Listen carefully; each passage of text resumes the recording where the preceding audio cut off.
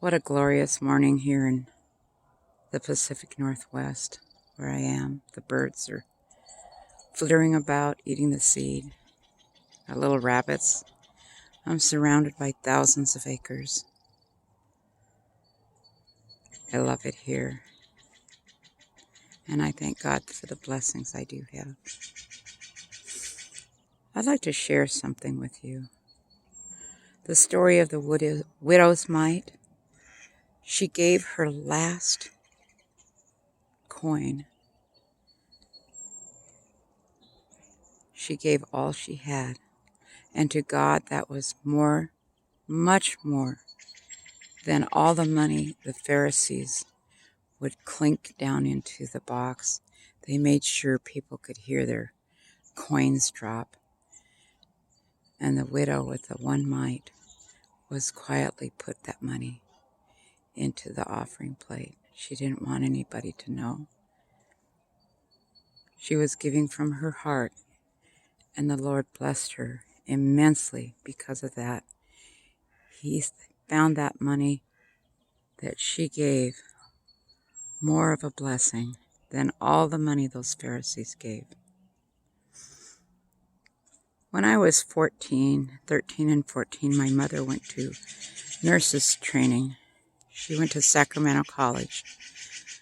We lived 100 miles away in Grass Valley on the old Marysville Highway in a converted tavern. It used to be called the Dewdrop Inn. It was an old house converted to a tavern. It was surrounded by weeping willow trees that the dew would fall. If you ever been under a weeping willow tree, you know it's almost like rain. So it was called the Dewdrop Inn, and then it was converted back into a house, and that's where we lived. And it was a house in need for sure. My father would gamble. He was gone all the time, and my mom was away. She lived with another woman. This was during the Vietnam War in the mid-60s. It was 64 to 66 that my mom went to college.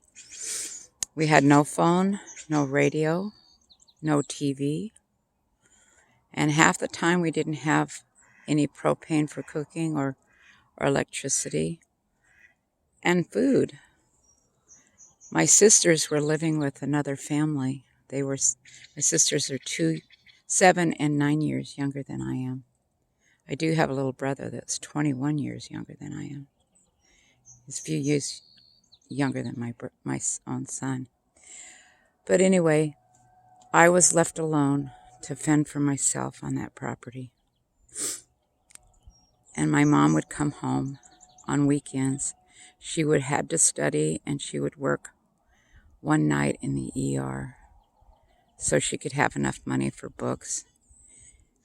And her folks would help out.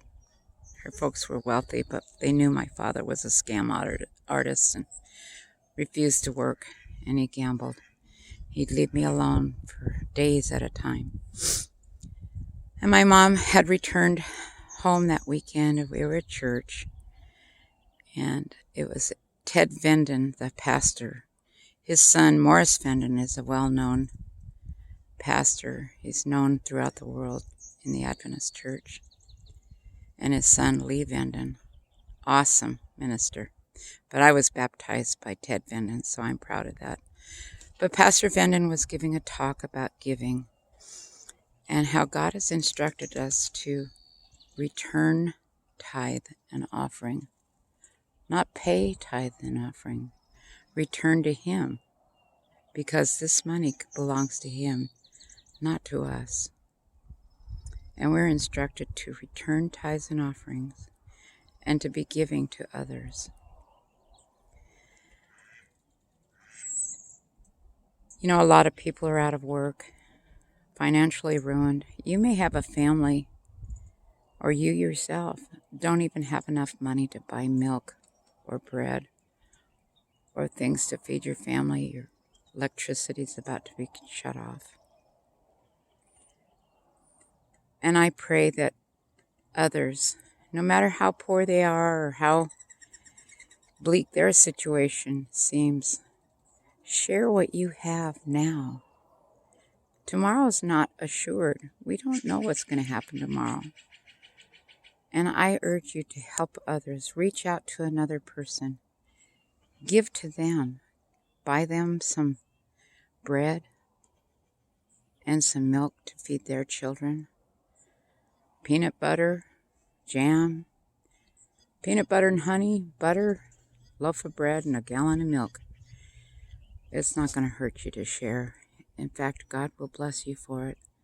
I'm not saying you're going to get all this money and that God's going to make you wealthy. No, that's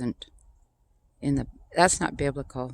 This prosperity preachers are wrong. Very, very wrong. Well, the Pastor Venden was talking about returning tithes and offerings, giving to God, render to Caesar the things that are Caesar's, and give to God the things that are God. And that's where he asks us to return tithes and offerings. My mom was home that weekend. The dishes needed to be done. She needed to wash her underwear and her nylons and a few things. But there was no money for soap. We didn't have any soap. How can you wash dishes without any soap? So my mom knew her last dollar would purchase the much needed laundry soap and dish soap. This was in 1964. No, 66, because I was 14. I was born in 52. I don't know, you do the math. Anyway, my mom had tears. She was crying, and she put her last penny into the offering plate, leaving her no money to buy soap. We lived far out in the country in this dumpy house on 10 acres. The nearest neighbor was several acres away. So we didn't know anybody and certainly wouldn't borrow anything. So we drove home the long 10 acres on the road, the Marysville Highway below Bitney's Corner outside of Grass Valley, California. And my mom was worried, how are we going to wash dishes? There's a pile of dishes needed to be washed.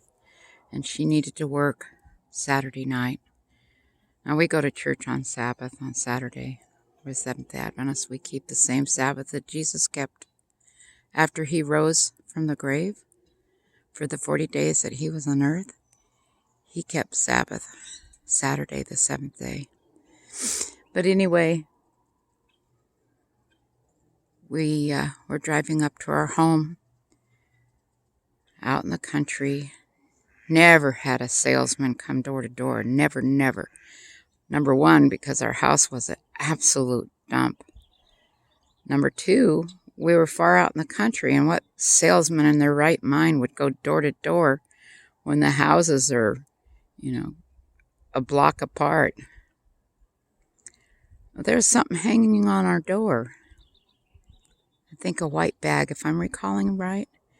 It was a white bag. And as my mom's parking the car, I jumped out of the car and ran to the door. What do you think was in that bag? If you guessed soap, you're right. It was laundry soap and dish soap samples. Unbelievable. That's the honest to God's truth. I can remember like it was yesterday. It was in July, maybe end of June. My mom was getting ready to take her state boards. So much emotions going on then.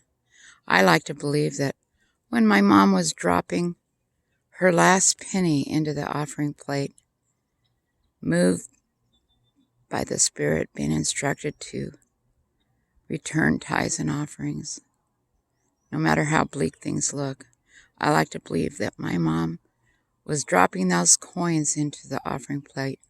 At the same moment, somebody was hanging that soap sample onto our doorknob. In that same thinking, same line of way of thinking. There's people all around that need help. And I urge you to help another.